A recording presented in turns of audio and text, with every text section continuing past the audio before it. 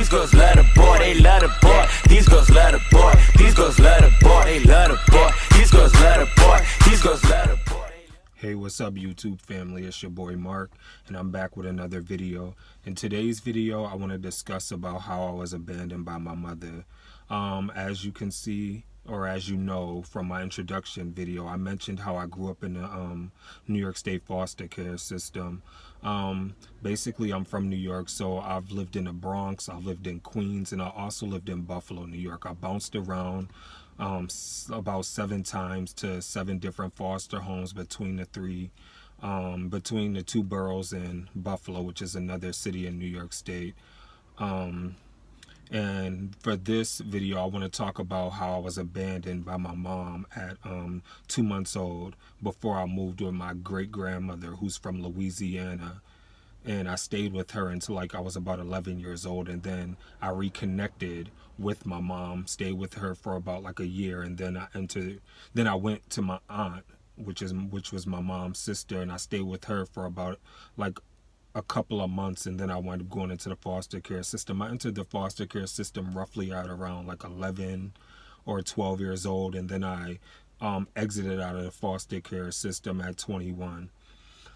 So the beginning of the story starts off when I was 2 months old. It was about like maybe like February or March, and it was in the winter time. And my mom, she was a teenage mother. She was pregnant with me at 15 and had me at 16 years old.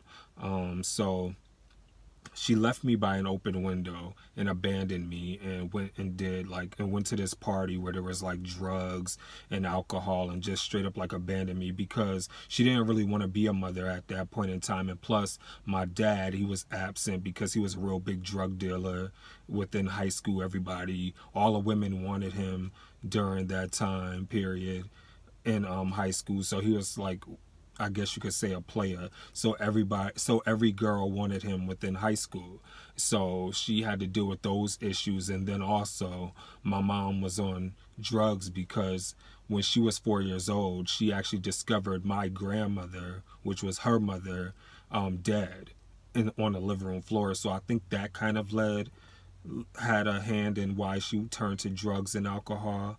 But yeah, she abandoned me when I was 2 months old, and I was crying and screaming out for help, and a neighbor within our apartment building within the complex had heard me crying and basically was knocking on the door. And since my mom wasn't there and she was like somewhere else in the building getting high and drunk, she wound up calling my grandmother, my great-grandmother, and letting her know that I was in the apartment basically by myself, and I was screaming and crying. And so my grandmother called my uncle and had my uncle come over to our apartment, break down the door, and he came and got me while I was there.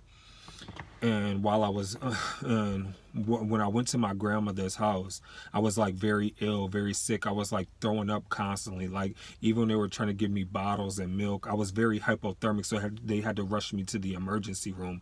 And I wound up having to stay in the ICU because they didn't think that I was actually going to live. But obviously I did, because now I'm 30 years old and I'm able to share this story with you guys. But the moral of this story is, I just wanted to let you guys know that you guys already know from my introduction that I've earned 4 degrees, and I just wanted you guys to learn from this story, that just from this little small portion of this story, that your circumstances don't have to define who you are. Don't ever let somebody's projections of their hurt and insecurity be projected onto you and feel like that has to define who you are as a person. And I don't want to sit there and say that everybody has to be like me and everybody has to go to college, because college isn't for everybody. But what I will say is to choose your passion in life and do something that you're very good at. And if you want to be the best like mustard seed grower, go ahead and be the best mustard seed grower out there. Or if you want to be the best turnip grower, you be the best turnip grower. And can't nobody tell you shit. Just do that. Do one thing that you're very good at. Follow your passion, but always have a backup plan. I mean, there's so many people who want to be rappers and singers and dancers, and that's a fine dream to have. But just make sure that you have a backup plan so you're not being able to have to maneuver and finagle your way within this world lost, because I know I had to maneuver myself in this world lost and by myself, because I had to deal with so much as a child growing up in a foster care system and having to deal with rejection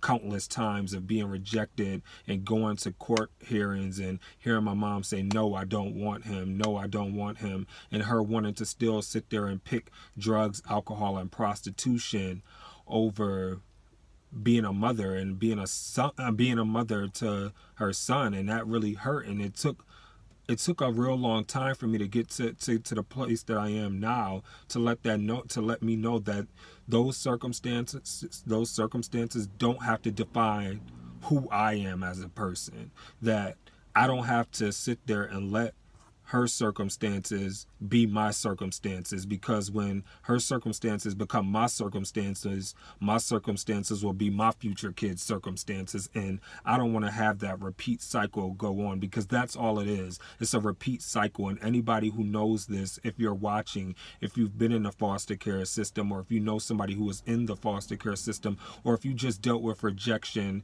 in any type of way, you know it's a repeated cycle of hurt and a repeated cycle of pain.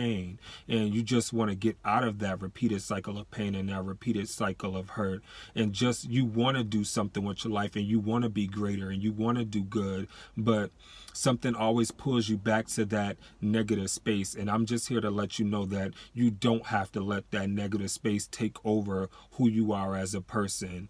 And if you guys want any more story times, just like, comment, and subscribe. If you want to know anything else about me, just hit me up on my social media. My social media will be down in the description box below. You can hit me up on Snapchat. You can hit me up on Instagram. You can also hit me up on Twitter.